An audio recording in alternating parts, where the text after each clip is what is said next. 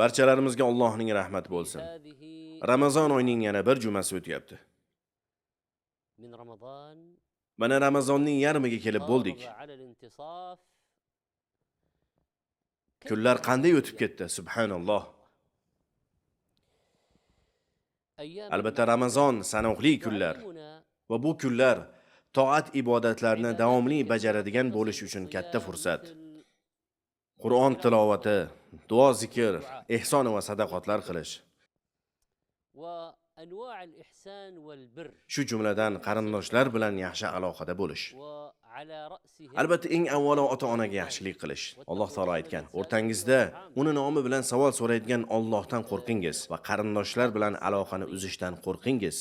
Qarindosh urug'lar bilan yaxshi aloqada bo'lish buyuk ishlardan. Bu aloqani uzgan kimsalarga qattiq tahdid qilingan. Alloh taolo aytadi: "Allohning buyrug'idan yuz o'girsangiz, yerda buzg'unchilik qilishingizdan va qarindoshlar bilan aloqani uzishingizdan boshqa nima ish sizlardan sodir bo'lur? Unday kimsalarni esa Alloh la'natlagan. Ularning quloqlarini yaxshilikni eshita olmaydigan kar, ko'zlarini esa haqiqatni ko'ra olmaydigan ko'r qilib qo'ygandir." Qarindoshlar bilan aloqani uzish odamga aziyat beradi. Kecha bir kishi savol berib so'rayapti: "Kichkina amakim otam bilan bobomni orasida gap tashib, oralarini buzib tashlagan edi. Bobom otam bilan gaplashmasdan o'tib ketdi. Otam hech narsa qilmagan edi." Xullas, qarindoshlar bilan aloqani uzish qissasi.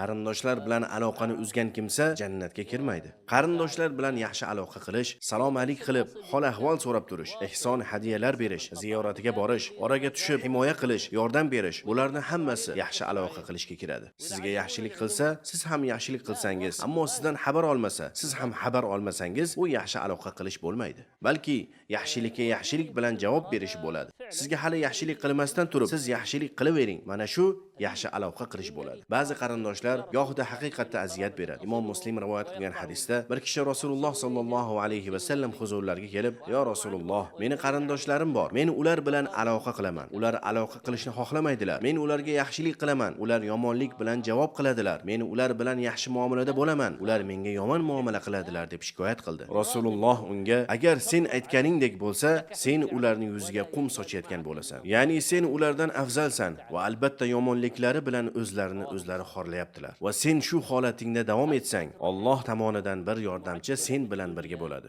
Ya'ni albatta sen oxir oqibat ulardan g'olib bo'lasan." Qarindoshlar bilan yaxshi aloqa qilgan kishi uchun shu dunyoning o'zida katta mukofot bor.